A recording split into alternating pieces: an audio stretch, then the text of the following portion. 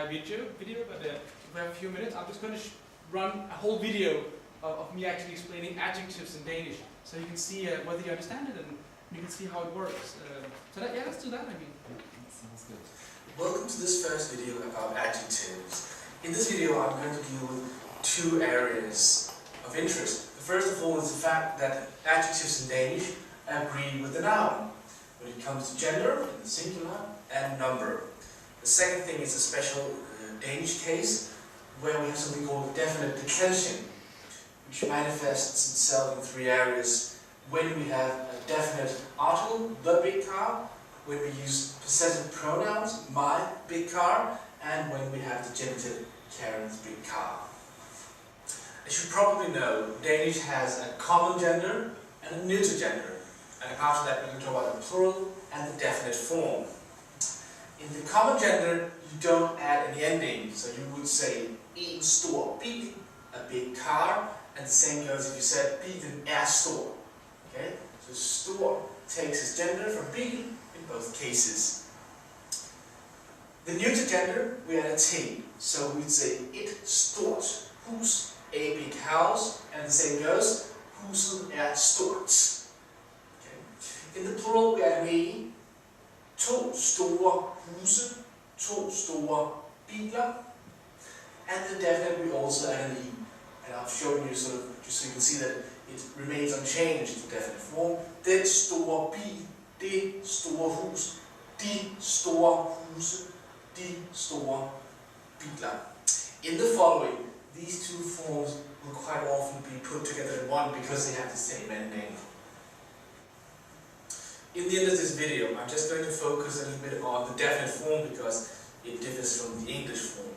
And there are two different scenarios that I'm going to show here, and they are closely related. The first one, you have a definite article, adjective, and noun in English. And that is translated into Danish, den, de, or de, according to the noun, and then an adjective in the definite form, and a noun in the indefinite form. So, the big car is translated into den, big in the definite form is store, and car is of course just bil in the indefinite form. Okay. The big cars, if we had the plural here, would then be de, the plural form, store, still just the definite form, and then indefinite plural here, biler. Second structure, which is very similar to it, is if we have a positive pronoun or a genitive form, which is again used with an adjective and a noun. We have a possessive pronoun in Danish, or a genitive, an adjective in the definite form, and a noun in the indefinite form. So we have, for instance, my big car is translated into min, then a definite form adjective, store, and then indefinite form noun, bil. Or if we have Karen's big cars, we have the genitive in Danish, cars, without the apostrophe of course, store, the definite form, and then the plural indefinite form, biler. This is used quite often, so try and be careful with this particular form.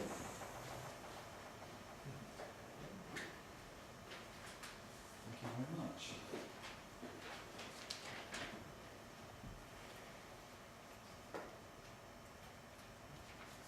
So, welcome to the second event in the Digital Linguists Network.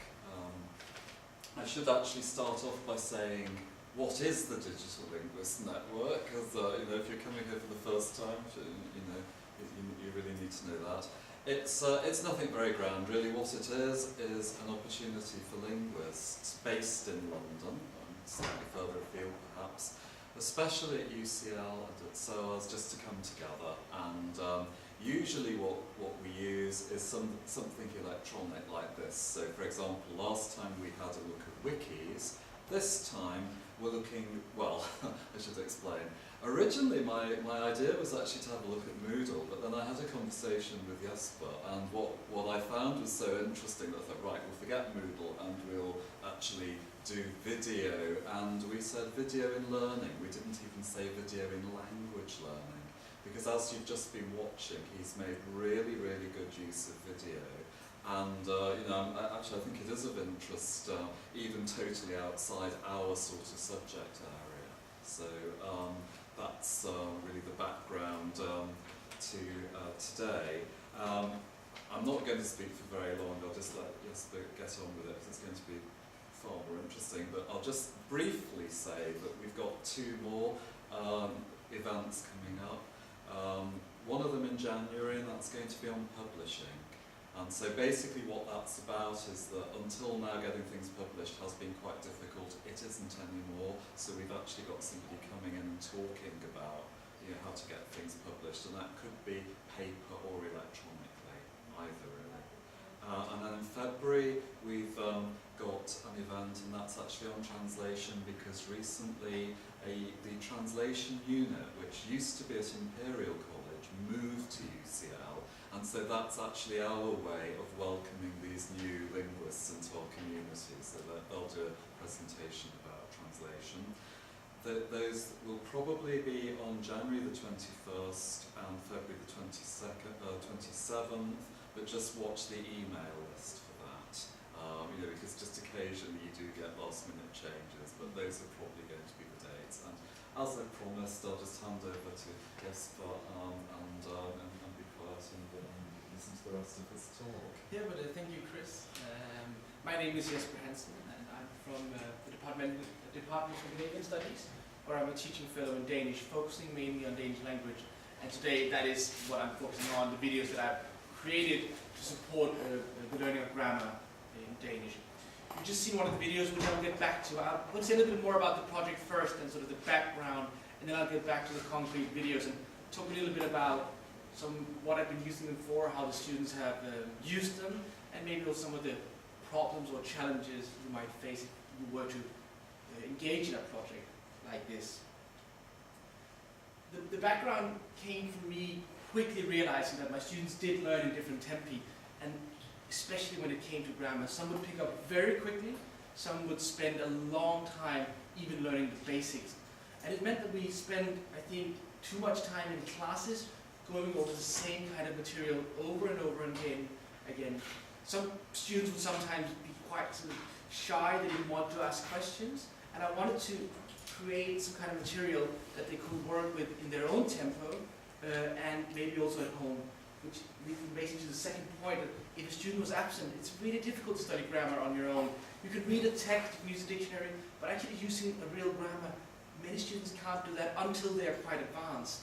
And the grammars that we have for Danish are really good. They're written by academics, here actually, but they are really complex.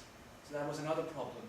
And the third thing is, of course, that there's a lot of talk about reaching outside the university. And I really wanted to make these things accessible to non-UCL people, whether that be language learners at other universities who might piggyback on what I'm doing, which was not a problem, or just people who had been doing Danish and wanted to maybe reach another level. I didn't really mind that, so I wanted to make it accessible to them. My basic aims were to make grammar more accessible. That entails splitting topics into more manageable chunks, trying to simplify, which might sound a little bit counterintuitive when you're at the university, but actually if you look at the grammars, if you look at modal verbs, there might be 10 different ways in which you can use must. But in reality, number 1 and 2 will be the most important ones, and they will account for maybe 98% of the usages. And my aim was to simplify, even to the point sometimes where it doesn't cover everything. And then when students are more advanced, they will realize, oh my god, it was simplification, and that would be fine. That's another level they've reached. Also, I want to cater to a variety of different students. My main aim was the basic student who didn't know a lot. That was a basic group. But once in a while, I have made videos that were also for a very advanced level. For instance, on advanced sentence schema in Danish, like how the syntax can be manipulated in quite advanced ways for stylistic reasons. This is not part, by the way, Danish is taught ab initio from beginner's level, just so you know. So it's not part of what I would expect from a normal basic or even intermediate student. But once in a while I had students who were really good at grammar, they knew the linguistics, and they quickly managed it. They found out about the syntax, and I could then say, if you want to learn more, I've got this video that caters to you specifically. It's not part of what we do in class, but you can go and do it in your own time and own tempo. What happened after I made the videos was that the students did use them the way I intended, which it was a very time-consuming project. And so I was quite happy about that. Mainly they used them in two different ways, in class or outside class, but I tried to use them in class a few times so I could see how they used them. What I do nowadays is that I do explain it on a whiteboard, and then the students mainly use it to assist their learning at home. But I wanted to evaluate in class. And one group of students will normally just watch the entire video, and then they will go back and watch it again quite often, writing down notes, sometimes asking me a question, I didn't quite get what you were saying here, and then they will do some exercises. Another group of students will watch it step by step, break it into even smaller chunks, and then they will write down notes in their notebooks, and then they will do the quizzes. And I think that alone shows how powerful this is. It allows the students to actually do it in their own way, or even in different ways from time to time. And that I think was one of the main points I want to make today, that it actually does work, and it does show you that the students do work with texts, with grammar, with learning in very, very different ways. And another thing that I really liked seeing was that after they would then attempt the quizzes, and what would happen quite often is that they would make a mistake. Instead of asking me, they would actually go to the videos and try and locate the place where this would be explained. Once in a while, they would then come back to and say, Jesper, we can't find out what is going on here. And sometimes it would be me in the quiz having made a mistake, and they'd be like, this is really confusing, why should I add a T? And I say, that's good, you just spotted a mistake, it's great. And sometimes, I'm not going to show it today with the passive voice video, I realized that I had simplified too much. In my attempt to make it simple, I had probably sort of made it a little bit too simple, and then I had to change the video, but I made a note with the video saying, hey, this is too simple, maybe in some cases you should go to this paragraph in the grammar. If I get more time, I might just do a whole new video. I'm in my 4th year now, so it's been live for some 3 years, and it's been the only thing that has been mentioned consistently from all my students in my basic class. Intermediate classes, they seem to mention it much less, because they have already been through it, and the grammar course is already part of their, this is, of course we have the grammar course, so they don't think about it as much.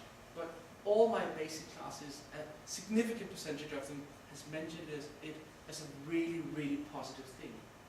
Also, I've been receiving emails from, after I put it online, I only did that this year.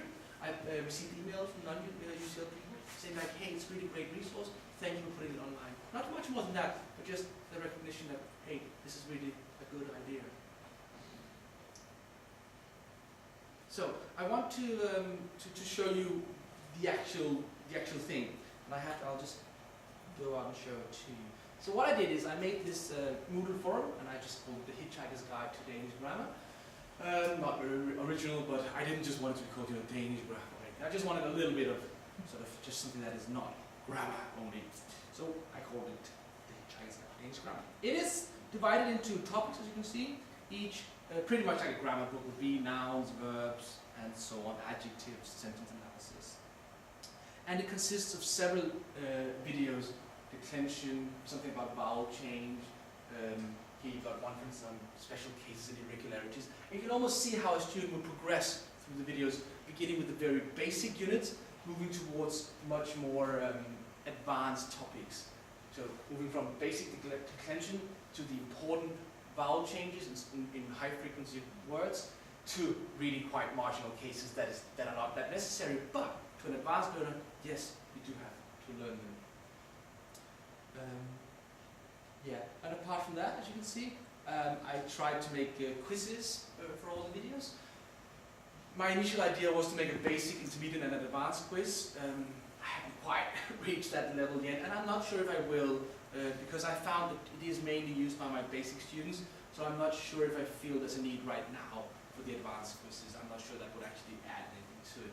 I would like to actually do a basic and an intermediate version at some time.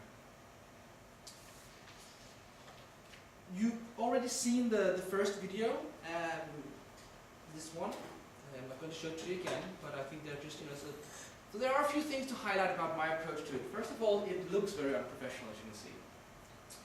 That is, it's not, you can see it's written on a whiteboard, the text is not, I've not spent hours writing, really beautifully on the whiteboard. It's not even up here, all these kind of things. I will actually get back to that at some point. But I've actually asked my students specifically, what do you think about the quality?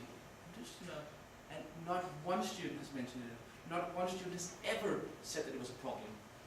Not even hinted at it. They haven't even smiled or laughed at it. And I mean, these students were very small classes. We have a lot of fun, so I'm sure they would have told me if there was a problem. So I don't think that, I really think that is not something one should be too concerned about. And I will later say that there could be reasons why one should be concerned in special cases. But let me just say that a little bit.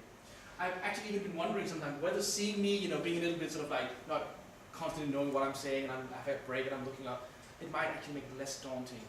I don't know, but I could have the feeling that if I was in a suit and being really professional, that might be the stereotypical grammar. It's so square, it's so sort of formal. So I kind of wonder, I don't know. I'm just wondering whether it might actually take the edge off a little bit. Also, I just want to tell you that this file is very compressed. You can see my shirt flickering. Something you should think about when you make these videos. Again, what kind of file formats do you want to use? If you want to upload them to Moodle, if you want to download them, if you want to use them on iPhones, this is really worth thinking about. And I mean, I would never have worn this shirt if I had known it was to be compressed, because it keeps doing like this on the screen. So there are many little details to think about. So if you ever want to do a project like this, it's really good to make a pilot and then realize some of the problems that you might have. I want to just show you a little bit of another video, just to show you the way I try to sequence the video. So we had the first video, it was about adjective inflection, adding endings. And I just wanted to very quickly show you the second one so you can see how I try to... Welcome to this second video about adjectives, in which we're going to talk about some special cases and some special endings. I'm going to present the most important ones, but there are more than presented here. These are the ones that I find most important. The first exception from the rule... And this is again reiterating my point, that I made a lot of choices, and I think it's important not to try to cover too much. The videos are all very short, 5 minutes, 4 minutes, and whenever I had a video that became longer than that, there are a few who are a little longer, I tried to sort of either cut down on the material or make 2 videos, simply because I did not want to overload the students. I wanted them to have small sequences. Also, each time I tried to make it 4 or 5 main points, instead of going through 50 different lists of rules that would apply. That was just a little minor point. For this video, I also wanted to show you the quiz that I made for it. I'm sure you're all familiar with quizzes, so I'm not going to go into detail about quizzes, but let me just find it. It's down here. So most of them, I would make some kind of, this would be normally an intermediate quiz, where they had to insert a word, very simple. And I think what I really like about videos is that when they have the hints, it can refer almost directly to the video. So this one, for instance, refers to the first rule that you just saw, that E-L-E-N-E-R changes to L-E-N-E-R-E. So it can actually refer to a specific sequence. I could have even, if it had been a longer video, I could have even put in what time it is shown. But I really like that. So I think the link between the quizzes and the videos, it becomes very, very obvious in these cases. Yeah, the last video I'm going to show you, and then I've got then I'm going to wrap it up. It's not going to be very long, and if you have any questions, I'll be much happier to actually have some kind of dialogue. But I just want to show you this one, which is another point. I mean, I didn't always feel that I had to make a video where I was this talking face. Sometimes I instead made a screencast, and I don't know if you've ever done it, but you can see it as an example here. So this is about modal verbs, and I'll let it play for half a minute so you can get a feeling for it.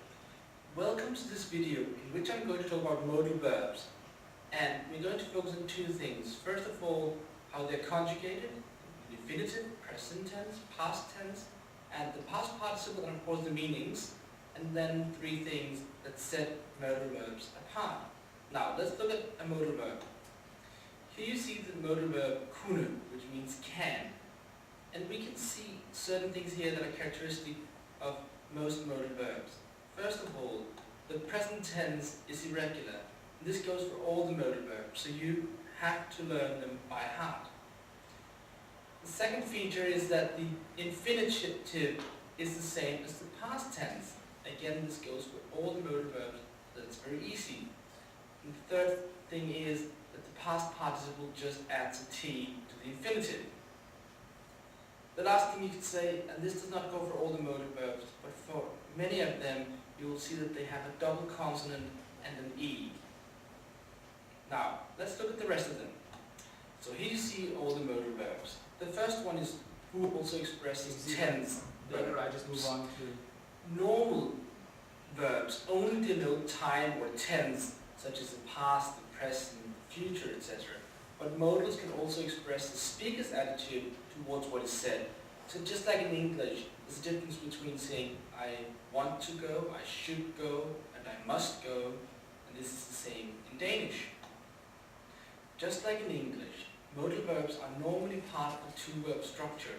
In English, the modal verb is followed by the infinitive, I must go, I should run, etc.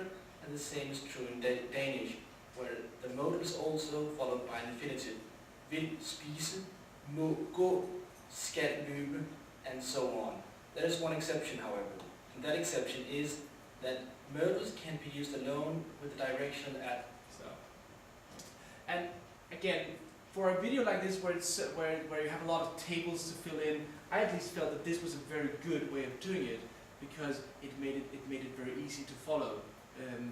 And I have not evaluated on the differences in receptions between two kinds of video, so I can't say a lot about that. Are there any questions? I have a little extra part, but do you have any questions about what I've shown you so far? Just when you use one, which is the screen capture thing, and the other one where you're standing in front of the camera, did you have any thoughts about which one you would use at particular times, or just whatever happens? Yes, I would. I mainly for me, having me on the screen made it more like a live situation. I think it became much more dynamic, and I think I prefer that part definitely. And I think my feeling is, again, I don't have any proof. I haven't evaluated on it. My feeling is that the students prefer that one as well. This one, however, I used because there was a lot of text and there were quite clear tables to be filled in, so I felt that it really worked quite well. And I could just predict that my handwriting on a whiteboard with all these lines and tables might become problematic. So I think it was more of a structural problem than I felt. This is too much text for the whiteboard. When you were in the camera, when you were in front of the camera, did you have other people in the audience, or you did it on your own? Was it? And that's something that I can take now. It's something that would also, I'll come back to the next part as well. No, what I did is I had a table in a small room, and then I had one. It wasn't a ladder, actually. It was, one of these that you stand on in the library to get a book, right? What do you call the big ones? Doesn't matter. And then I would put some books on top of that, and then I would put a flip cam on top of that, which also explains why the video are not quite in, well, you might call sync. They're different heights. Sometimes I would have different books available, and that would be it. Sometimes you can also hear the ambulances in the road. Something which I quite I decided not to change all this. I could have made new takes every time something went wrong, whenever there was a door slamming outside, but I decided that it was not worth it. That was not my purpose. And the content is not going to change because of that. And I think the content is just good. And then I didn't care too much about the wrap, sort of how it was wrapped, which is not always a good idea. I think it depends on the target group, which would have been one of my first point in the next part. Let me just change to the slides again.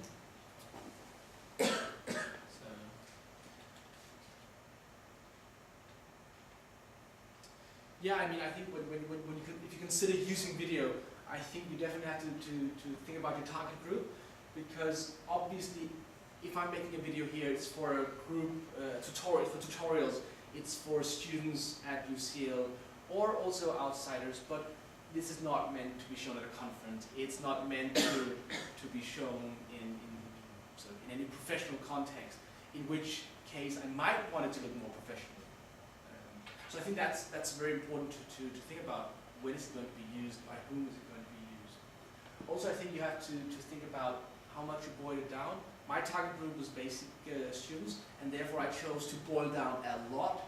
Obviously, if the students had been, it had been French, it had been an A-level language, I might have chosen to use the videos to explain marginal cases instead, because I would expect them to know all the basic grammar. So maybe I would now choose to focus on the real good students, giving them the little extra that they might not get in class. Because I would expect them to know how to say I am in the different tenses. Also, of course, you have to think about the suitability of the video format. It takes a lot of time, which I'll come back to in just one second. And I think sometimes there are other formats that are equally good. The screencast, or sometimes just a voice recording, or sometimes, I mean, with the irregular verbs, I have just included some lists of irregular verbs and some exercises. But me standing there conjugating 100 irregular verbs on video, that's not going to make any sense because I can't boil it down. I would have to just read out a list. So I think it's also important not to just get like really happy and yay, I'm going to make a video of everything. That's not really a good idea, I think. And when it comes to time, it's really about, you really do have to think about it. It does take a long time, and probably more time than you think. It definitely took more time than I ever imagined. You have to think about not just the filming, because that sounds really easy. You put up a camera and then you begin filming. It doesn't take a lot of time, I think. But you need a manuscript. And here again, I would suggest short sequences. The shorter the sequence, the less impact if you make a big mistake. And even though mine doesn't look that professional, I made many, many takes, right? And sometimes somebody will open the door to the classroom using, and then you do have to make a new one. At least I chose to do that. So I would say shorter sequences are good. You have to make retakes because you make mistakes. You say the wrong word. In one of them, I had to make a little correction. I just put a box on the screen because I translate chair into table and table into chair. And it just happened. I didn't even notice it. I noticed it when I saw the video weeks later because I was just uploading to Moodle. Like, do I want to make a new video now? Not really. Not really.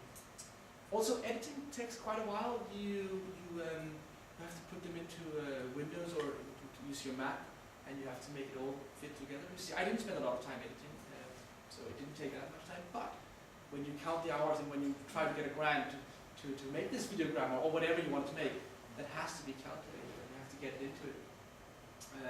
One of the things I found out, for instance, is that it's no good ending in one side of the screen, and then the next take you begin at the other time into the screen. And if you imagine you're writing on the whiteboard, you begin over here, start explaining, you begin writing over here, and now you end over here. Now, when you have the next bit, you're going to sort of fly around in the screen. And that does not just look unprofessional, it looks really weird and it's annoying. It's disturbing to watch. So, and that's where my sort of cutoff was. If it's just unprofessional, I'm leaving it in. If it's disturbing, if it looks really bad, I changed it. And after the first couple of videos, I found out that, for instance, ending up by looking at the camera, that meant that the next time I start a clip, I still look at the camera and you get not a smooth transition, because that takes more professionalism, but at least you get a transition that is not ugly, that is not really bad. And then of course you have to filter in all the quizzes you have to make. You have to design a homepage or Moodle, which again takes time. I would say doing any of this I've done here, we're talking at least a couple of 100 hours to make all these videos. It's that kind of time frame. And then the last thing, I mean, apart from questions, would maybe be to think about equipment. That would have been a huge improvement over my flip cam. And I had it available, I just didn't use it because, you know, I had a little flip cam available and I just wanted to get started. And I did, and it was good to get started, but maybe sometimes I would have wished to spend 10, 15 more minutes thinking about the process, getting a slightly better camera, getting a tripod, for instance. So I think it is actually worth sometimes spending 15 minutes, or maybe, hopefully, having listened to me might also have been worth 15 minutes, and I've sparked some thoughts. Do you have any questions, anything else you wanted to show you, or anything? Because I'm happy to. Just a question. I'm not a student or a member staff at UCL. How can I access to your teaching materials? I'm glad you asked me that. What I've done is simply I have made my own homepage, and I've taken the material that I've made and I've put them up here on my homepage. So I've got, you know, these are basically other projects I've made with it and without UCL. I've got something about myself, and then a major chunk of my homepage is dedicated to grammar. So for instance, if you go to the adjectives, you will basically see the same things here, and let's hope it works. It does, right? Welcome to this first video about... So this is my attempt to make it public. And of course it's always a bit daunting when you do that because other people could see it, and I just decided that I think the content is fine. And if a linguist, if some professional linguist wanted to write to me and say, hey, these things you're saying about adjectives, it's not quite true, I would say you're probably right. It isn't the truth, but I've done this for this and that reason. So I always feel that I can actually explain what I've been doing. So therefore I would not feel belittled by anybody writing to me about whatever, or if somebody doesn't like my hair. I mean, it's fine. I mean, it's not a big problem. It's not a big problem to me. So yeah, so that's at least.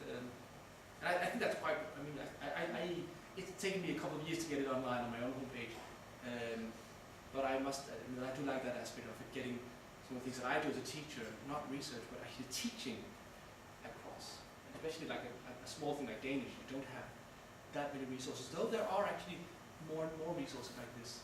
What people do, they're not always super qualified, the people do. So that's Thank you. Very nice to be able to see the things like this because it is very complicated. I'm wondering if you have any types. So you have shown us some presentation of grammar, and I was wondering if there's any other types of videos like conversational or other. So you have. yeah. I think I have to answer that in two ways. The first thing is no, I don't have any other videos. I wanted to pilot it this year, actually using videos. There have been a few issues that have not made it possible for me to actually do it with my students. But what I try to do, for instance, with my students is to make them imitate the videos of the basic students and actually sometimes explain in their own words. So that's just, I think that's quite fun to ask them to explain the grammar in your own words in the same format. I have also given my students, they haven't handed it in yet, but I have actually given my basic students, asked them to use their mobile phone cameras to record not a dialogue, but a story they have written. But it's not something I've explored a lot. And I think also quite often get to the point where you're thinking, why do you actually use the video? Why not just sound, for instance? What does the video actually do? And I think I've run into some funding problems. I wanted to get some cameras for instance. It was very difficult for me to actually get funding, which means that I've had to use the cameras that the students have available. So the answer is I haven't explored it enough. What are you planning to explore in the future? But what I would like to do with my basic students, for instance, is I would like them to, for instance, to record dialogues with each other, and in that way be able to track their own progression. It would mainly be a didactic tool, I think. Track their own progress so that they could, let's say that they made a recording every other week. It could be quite different things. One time it could be a dialogue where they speak with a friend. It could be a speech. It could be reading a short story. For an advanced student, it could be imitating the Danish Queen's New Year's speech, and they would be able to track their progress, and they would be able to do that throughout the years. So they would be able to go back and see their improvement. You would be able to give them feedback on pronunciation, and this is one of the few reasons why video is better. Sometimes the students can almost imitate the sounds I make, but I can see, for instance, that they do not round their vowels, and that is really nice. Because sometimes you can hear something slightly wrong, but you don't know what it is. But I can say immediately, you have to round your lips when you say a Y sound. Okay? So I think that is very valid. Apart from that, I think there are many sort of interesting things you can do, but whether they are revolutionary, whether they actually do something that you couldn't do without video, I'm not so sure. I don't see video as necessarily just good. And I think you can do many things with sound and books. I think books are great. So I think that's also what I said about thinking about the video format. Is it the right format, or are there other ways of doing it? But I think it's a good question, and it's definitely something I want to explore. My students are one sort of part of them. They really like video, but on the other hand, it takes a lot of time. If you got it to retakes and if you got to edit it, it's not. I mean, it's quite quickly becomes tedious, and they would be like, so what am I learning? Am I learning how to do videos, or am I learning how to speak a language? So I think the tasks have to be really concrete. So I've used it mainly for like phonetics, hearing them read a text, hearing them do a dialogue, which is not very innovative, to be honest. I think this has much more scope because it allows students to work on this stuff all the time in a language that they understand. And I do think that there is something to hearing it spoken, the grammar explained. I could give them my manuscripts, and I did actually have manuscripts. I didn't just wing it. And they could read my manuscript, and I'm sure they would not get the same thing, the same out of it. So I think that's awful. Yeah, but it's of course static. A few more minutes only, right? Okay, yes, well, I have a pile of technical questions Yeah, because I'm just fascinated. You mentioned flip cams, but I would really like you just to tell us about, you know, what your conclusions about cameras and also the software you were using for your editing, and when you did the separate site. The reason I'm asking these questions is it's just sort of for those of us who are wanting to probably borrow some of these ideas, that it just makes it just gives us a bit of a head start, you know, because I guess you may have looked at several possibilities and then ruled out things. So this is going to save us time. Yeah. No, but I think it's a good question, and I think in the first place it was driven by me really wanting to do it. It was just Konomora. I thought it was. I could see a concrete point of doing it. So I just talked to Sibylle, and she had a flip cam, so I didn't think a lot about it. But what I liked about the flip cam, because you did have another camera, actually a slightly more advanced one, which maybe would have been good to use that. But the good thing about the flip cam, and something I really like, is that it's simple. I could go up and I would push a big red button and it would record. It was easy to plug in with the USB. It had a direct connection with the USB. I would put it in. The file could be downloaded to the computer, and I could just crop it any way I wanted. So that was what I liked. I liked the simplicity of it, and I think anybody doing it. I mean, I'm not very good. I'm not a technical kind of person, and I think simplicity is the way to go. I mean, same thing I think with videos. I mean, you can all make it's the same with the PowerPoint. When we all got PowerPoint first, we made like things fly in, and we made like dissolving things. And in reality, today most of us do what I probably did today. We use it to have sort of bullets, and we don't care too much about things flying in. It's something you see students do once in a while. Does anybody do that anymore?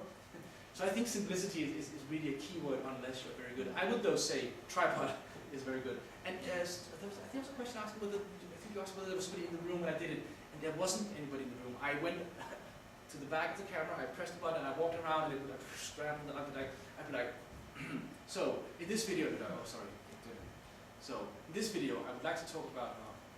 I would redo that, and then once the file got a few minutes long, I would just go up and redo it in a new file, so it didn't become too heavy. The editing I did on my Mac, which was very beautiful. It was so simple using the Mac. It had the iMovie. I think that was nice. I just put it in. I had the file. It almost looked like a waveform. Just had this sort of. It was really. You had the not a waveform. You had the pictures down there. And you just this element. You took it. You just copy pasted. What is it like? Moved elements and made a film sort of at the top of the screen. It's hard to explain, but it was so simple. Then my Mac was stolen, so I had to use Windows Movie Maker, and it worked fine as well. It was okay, but I just liked the Mac. It was so intuitive, and I didn't have any problems with any of them, because what I did was I took one film sequence and I cut out the pieces that I needed. Quite often I would, if I made a mistake, I would not stop the camera. I would redo it. So I had all I needed for one video in one file. I wouldn't even have to put several files together. And that is doable when you have sequences that are only 3 to 5 minutes long. So actually, I didn't use a lot of technical expertise. And with the screencast, again, it was Sibylle who showed me the program, Jing, and it's basically plug and play. You press you tell it what part of the screen you want to capture, and then you press record, and then it just records the screen and your voice. The only bad thing was you could hear my mouse clicking because it was the inbuilt microphone. There's a better program now for anyone who is interested. It's online, it's screencast-o-matic. That's even easier, and it has a format which you can easily import into Movie Maker and then edit it, which is not possible with Jing. No, and Jing's also a commercial, so it has, I don't know if the other one is, but it says Jing at the corner of it. And I think that's also quite important. I've been very happy having you here, that sort of having somebody to share thoughts with and who will keep you updated, and you have an idea, they have an idea. And I've been very fortunate that I had equipment ready, and when I had problems, especially in the beginning, with some of the technical aspects, it was quite easy to get help. But I do think that it worked, keeping it simple. I'm happy with that decision. And if I were to make a film today, I think the only thing I would change, of course, also because I would want to keep some kind of structural sort of similarity, is to get a tripod that gets maybe a slightly more even top frame of the picture. Maybe I would also wipe the whiteboard a little more, because you can see that it's really, you can see it's not always totally clean. And there are many things, but I like my handwriting being a little bit like authentic. I like that I didn't stand there to make it really pretty. I think that's really nice. And if a student has to ask me sometimes, what is that ending? Well, that's fine. And in the video you saw, by the way, adjectives.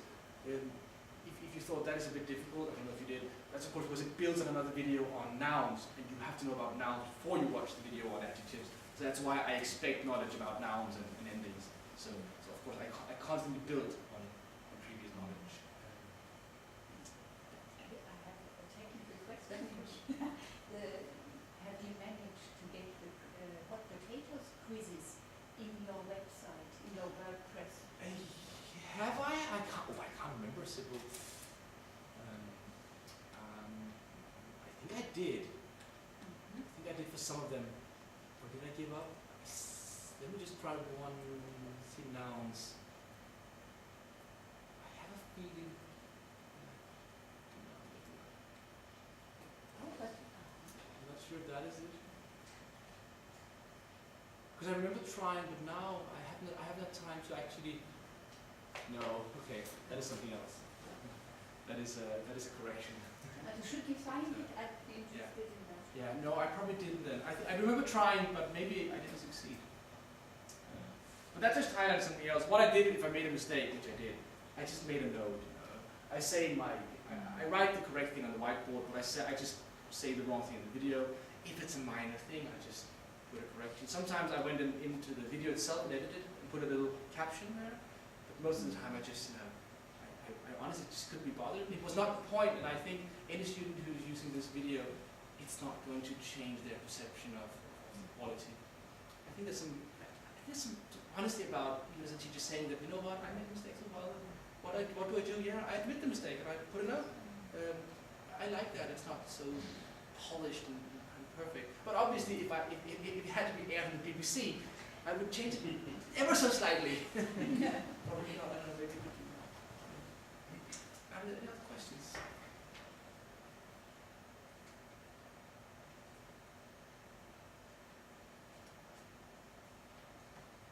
We don't have one more time, do we? We have a little more time, and I was going to ask you about actually how you took your notes, because certainly I know if I'm in a situation like that, I actually cannot write in sentences, because if I do, it just sounds really, really dead. So what I actually do is I use keywords like that. So I just wondered, how did you prepare your manuscripts? Yeah, I mean, I've even got them in WTS, so I could actually go and get them if you wanted to. I had it the way I've got these ones here, same kind of thing. Where I had text I needed in bold, and then I had the text that I'm not going to read unless I lose sort of track of where I am, and I would have the line. Sometimes I would even have the papers in my hand because it was quite advanced, but normally I would have them there, and then I would say, so adjectives add, and then I would just quickly find it. I wouldn't need notes. I did not normally. Sometimes I had full sentences, especially if it was like a difficult point, but then I would have that flag, then have it in bold, ready to be read.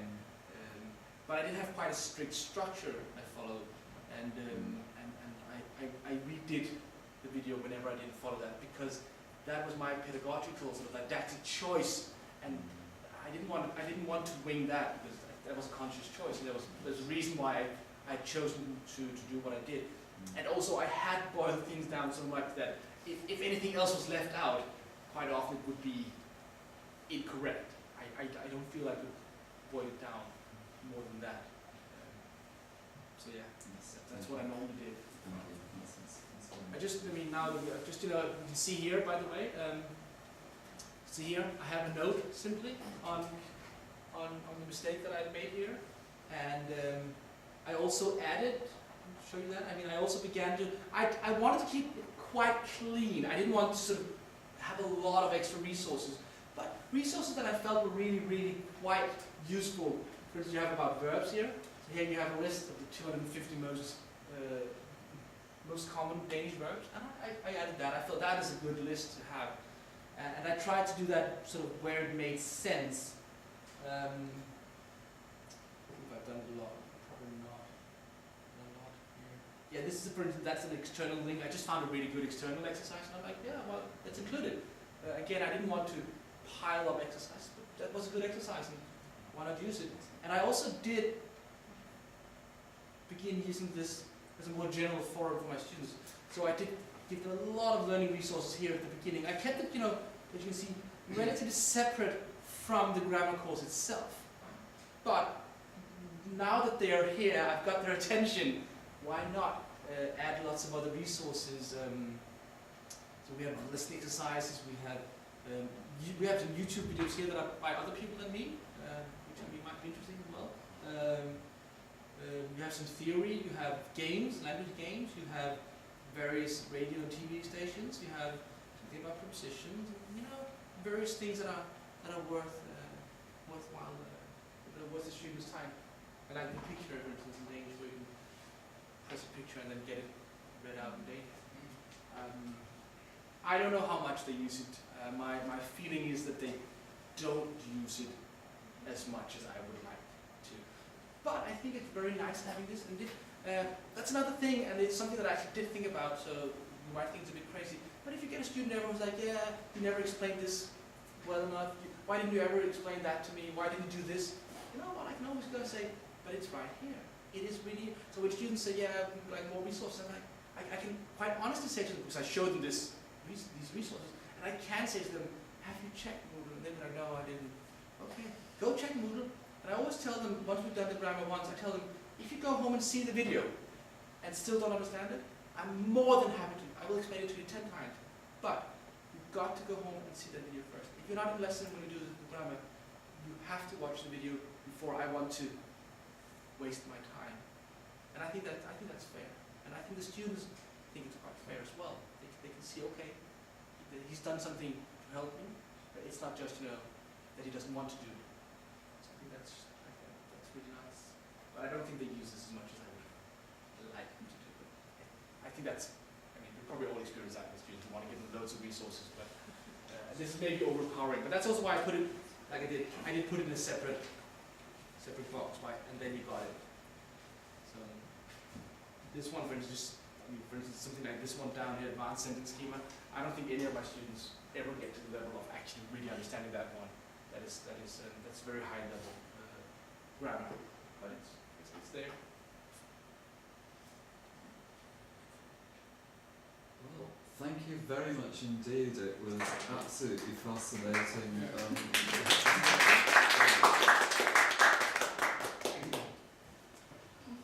And we now get to go downstairs and there are refreshments. Keep quite close to me because it's quite a funny route.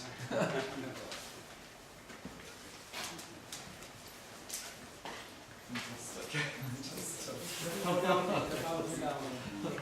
Symbols, should I power this down? Turn it off.